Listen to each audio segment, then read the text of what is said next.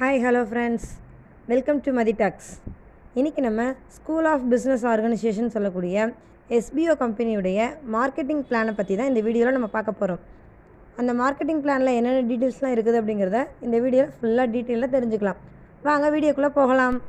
Marketing பிளானை பொறுத்த வரைக்கும் ஃபஸ்ட்டு உள்ளே வரவங்க மார்க்கெட்டிங் எக்ஸிக்யூட்டிவ் அப்படிங்கிற ஒரு பொசிஷனில் தான் உள்ளே வருவாங்க. இந்த பிளான் பார்த்திங்க அப்படின்னா ஃப்ரீ பிளான் தான். ஒரு நாளைக்கு ஒரு டாஸ்க் தான் அலவுடு. டாஸ்க் லிமிட் வந்து 1, ஒரு டாஸ்க்குக்கு 5 ரூபா. ஸோ ஒரு நாளைக்கு 5 ரூபா வேணிக்க ஒரு மாதத்துக்கு 150 ரூபா அவங்களால ஏர்ன் பண்ண முடியும். இதுக்கு வேறு எந்த ஒரு கண்டிஷனுமே கிடையாது. அவங்களால 500 ரூபா அல்லது அதுக்கு மேலே வந்துட்டு அவங்க வேலெட்டில் வந்துருச்சு அப்படின்னா அவங்களால ரிடெம்ஷன் பண்ணிக்க முடியும். ரிடெம்ஷன்னா என்னது, வித்ட்ரா பண்ணி எடுத்துக்க முடியும். என்ன வேலை அப்படின்னா, அவங்க வந்து ஒரு கண்டென்ட் கொடுப்பாங்க எஸ்பிஓ கம்பெனிலேருந்து. அதை நம்ம வந்து சோஷியல் மீடியாவில் ஷேர் பண்ணணும். இந்த டாஸ்க் பண்ணுறதுக்கு 3லேருந்து 4 நிமிஷம் வரைக்கும் தான் எடுக்கும். அதிகபட்சம் 5 நிமிஷத்துக்கு மேலே போகாது.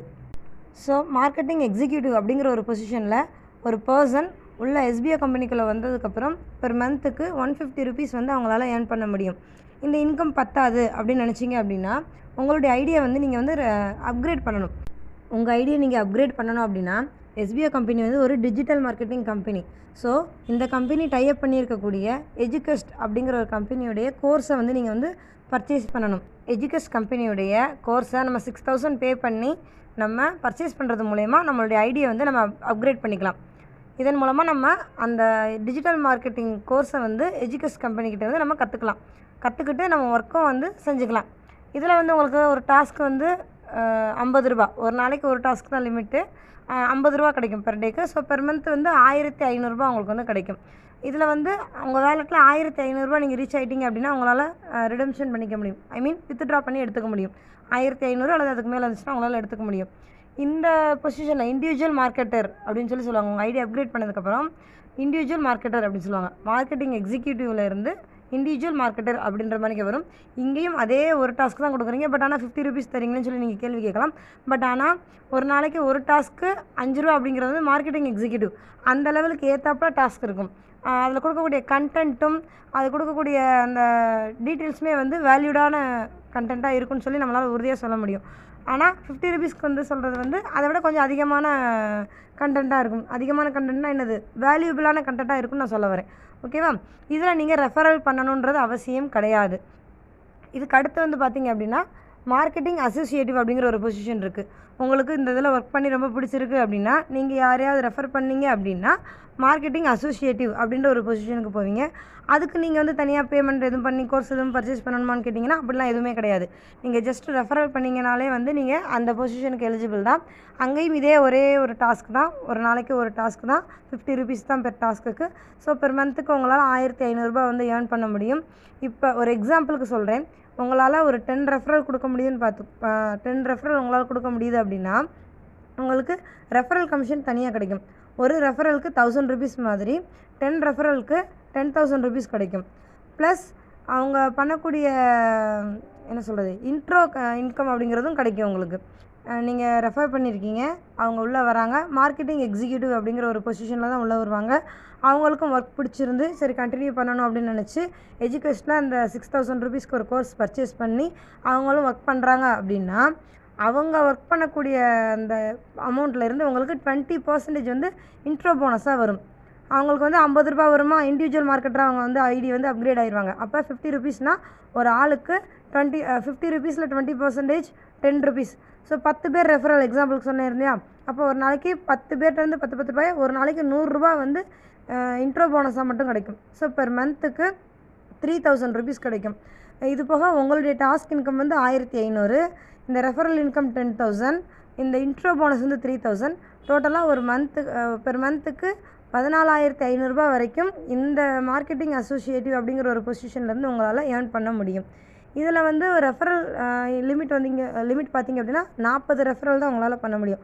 அதுக்கு மேலே பண்ண முடியாது. 40 பேர் மட்டும்தான் அலவுடு. இந்த ரெஃபரல் கமிஷனை பற்றி சொல்லிடுறேன். ரெஃபரல் கமிஷன் வந்து 1000 ருபீஸ் சொல்லியிருந்தேன் இல்லையா? ஒரு ரெஃபரலுக்கு 1000 ருபீஸ். அது வந்து நமக்கு வந்து 24 மணி நேரத்தில் வந்து நமக்கு வந்து கிரெடிட் ஆயிடும் நம்ம அக்கௌண்ட்டுக்கு.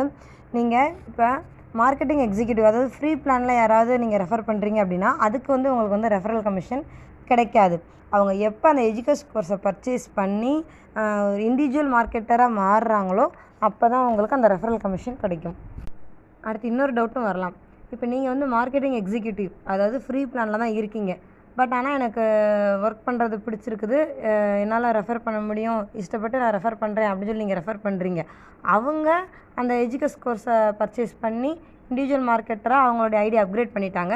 நீங்கள் மார்க்கெட்டிங் எக்ஸிக்யூட்டிவ் அப்படின்ற கிரேட்லேயே இருந்தீங்கனாலும் உங்களுக்கு ரெஃபரல் கமிஷன் கிடைக்காது, இன்ட்ரோ கமிஷனும் கிடைக்காது. நீங்களும் வந்து உங்களுடைய ஐடியை அப்கிரேட் பண்ணியிருக்கணும். அதாவது இண்டிவிஜுவல் மார்க்கெட்டராக இருந்தால் மட்டும்தான் உங்களுக்கும் அந்த இன்ட்ரோ கமிஷன், ரெஃபரல் கமிஷன் ரெண்டுமே கிடைக்கும். ஓகேவா? மார்க்கெட்டிங் அசோசியேட்டிவ் பொறுத்த வரைக்கும் எந்த பேமெண்ட்டும் பண்ண தேவையில்லை. ஒரு தடவை நம்ம 5,999 கட்டி அந்த இண்டிவிஜுவல் மார்க்கெட்டுக்கு கோர்ஸ் பர்ச்சேஸ் பண்ணுறது மட்டும்தான். அதுக்கடுத்தது வந்து நம்மளுடைய ஏர்ன் பண்ணக்கூடிய அந்த அமௌண்ட்டு ரிடம்ஷன் 500, மார்க்கெட்டிங் எக்ஸிக்யூட்டிவ் பொறுத்த வரைக்கும் 500 ருபீஸ் இருந்தால் எடுக்கலாம். Individual marketer and marketing associative பொறுத்த வரைக்கும் 1,500 அதுக்கு மேலே இருந்தால் எடுத்துக்கலாம்னு சொல்லியிருந்தேன்.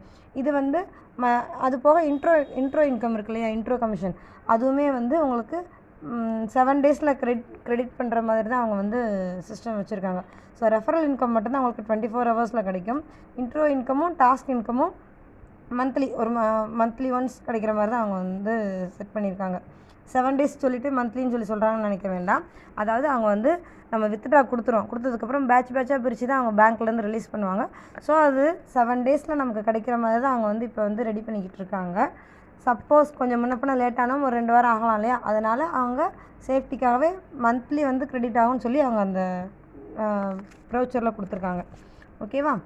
இது போக வேறு சொல்ல வேண்டிய விஷயம்னு பார்த்தோம் அப்படின்னா, அந்த மார்க்கெட்டிங் பிளானை பொறுத்த வரைக்கும் நமக்கு 2 விதமான பெனிஃபிட் இருக்குது. என்ன அப்படின்னா, நீங்கள் இப்போ இண்டிவிஜுவல் மார்க்கெட்டர் அப்படிங்கிறது வந்து எஸ்பிஐ கம்பெனியுடைய மார்க்கெட்டர் அப்படின்ற ஒரு பொசிஷனுக்கு இருப்பீங்க.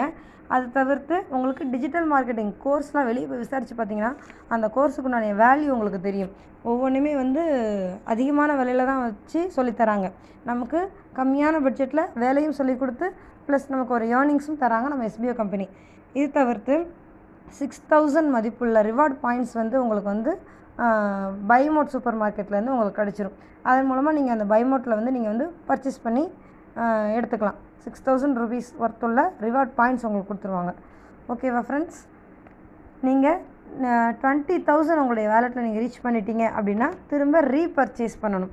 ரீபர்ச்சேஸ் பண்ணால் தான் உங்களுடைய ஐடியை வந்து நீங்கள் வந்து கண்டினியூ பண்ண முடியும்.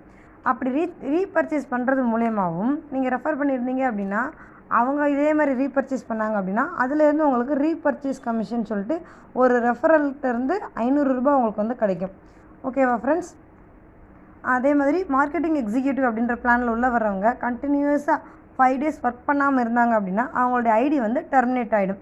இப்போ இந்த ஐடி ஓப்பன் பண்ணுறதுக்கு என்ன கண்டிஷன் பார்த்தோம் அப்படின்னா, minimum 10th at least 10th standard முடிச்சிருந்தா ஓகே தான். ஏஜ் வந்து 18 வயசுக்கு மேலே இருக்கணும், 18 இயர்ஸ் அண்ட் அபவ் இருக்கணும். அண்ட் சோஷியல் மீடியா அவங்களுக்கு யூஸ் பண்ண தெரிஞ்சிருக்கணும். பேசிக்கான இங்கிலீஷ், மெயில் யூஸ் பண்ணுறது, சோஷியல் மீடியாவில் எப்படி நம்ம சேஃப்டியாக யூஸ் பண்ணுறது அப்படிங்கிறது தெரிஞ்சிருந்தாலே போதுமானது.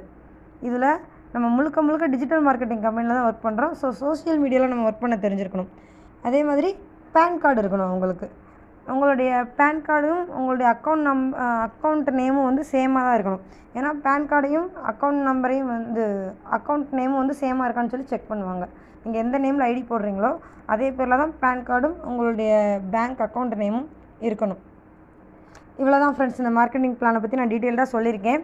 இதுக்கும் மேலே உங்களுக்கு டீட்டெயில்ஸ் வேணும் அப்படின்னா நான் நம்ம எஸ்பிஐ கம்பெனியுடைய வெப்சைட் லிங்க்கை நான் நம்ம டிஸ்கிரிப்ஷனில் கொடுக்குறேன். உங்களுக்கு யார் இந்த வீடியோவை ஷேர் பண்ணுறாங்களோ அவங்கக்கிட்ட இந்த பிளான் பற்றின பிடிஎஃப்பை கேட்டு வாங்கி நீங்களும் ஒரு தடவை ஃபுல்லாக படித்து பார்த்துட்டு அதுக்கப்புறம் இன்ட்ரெஸ்ட் இருந்துச்சுன்னா ஜாயின் பண்ணிக்கோங்க ஃப்ரெண்ட்ஸ். உங்களுடைய வற்புறுத்துறதுனாலையோ அல்லது இன்னொருத்தவங்க சொல்லியோ நீங்கள் எதுவும் ஜாயின் பண்ணணுன்றது அவசியம் கிடையாது. உங்களுக்கு பிடிச்சிருந்தால் மட்டும் நீங்கள் ஜாயின் பண்ணால் போதுமானது. நிறைய கம்பெனிஸ் வந்து வராங்க, வந்துட்டு போயிட்டே தான் இருக்காங்க. நிறைய க்ளோஸ் பண்ணிவிட்டு நிறைய ஏமாற்றிட்டு போயிடுறாங்க. பட் ஆனால் நம்ம எஸ்பிஐ கம்பெனி வந்து டிரான்ஸ்பரண்ட்டாக 2018 இப்போ வரைக்கும் ஓடிக்கிட்டு தான் இருக்காங்க. இடையில நிறைய பிரச்சனைகள்லாம் வரதான் செஞ்சது. பட் இருந்தாலும் அவங்க எதுலேயும் மனம் தளராமல் எல்லாருக்கும் ஃபண்டை கொஞ்சம் வர வேண்டிய வித்ட்ரா எல்லாத்தையும் கொடுத்துக்கிட்டு செஞ்சுக்கிட்டு அடுத்தடுத்து மூவ் பண்ணி அடுத்தடுத்த லெவலுக்கு அவங்க வந்து மூவ் பண்ணி கொண்டு போய்கிட்டே தான் இருக்காங்க. ஸ்டார்டிங்லேருந்து ஒர்க் பண்ணுறவங்களுக்கு தெரியும், முன்னாடி இருந்த வேலை எப்படி இருக்குது, இப்போ இருக்கிற வேலை எப்படி இருக்குங்கிறது ஸ்டார்டிங்லேருந்து ஒர்க் பண்ணுறவங்களுக்கு தெரியும். ஸோ யாருக்கெல்லாம் இந்த வீடியோ பிடிச்சிருக்கோ பார்த்துட்டு உங்கள் ஃப்ரெண்ட்ஸுக்கும் ஷேர் பண்ணுங்கள். யாருக்கு தேவைப்படும்னு நினைக்கிறீங்களோ அவங்களுக்கும் ஷேர் பண்ணுங்கள். Thank you friends. This video is sponsored by BuyMode Shopping App. BuyMode e-shopping application is one of the online shopping app. Amazon, Flipkart மாதிரி இதுவும் ஒரு ஆன்லைன் ஷாப்பிங் ஆப் தான். எக்ஸ்பீரியன்ஸ் பண்ணி பார்த்தே நல்லா இருக்குது. நீங்களும் ட்ரை பண்ணி பாருங்கள்.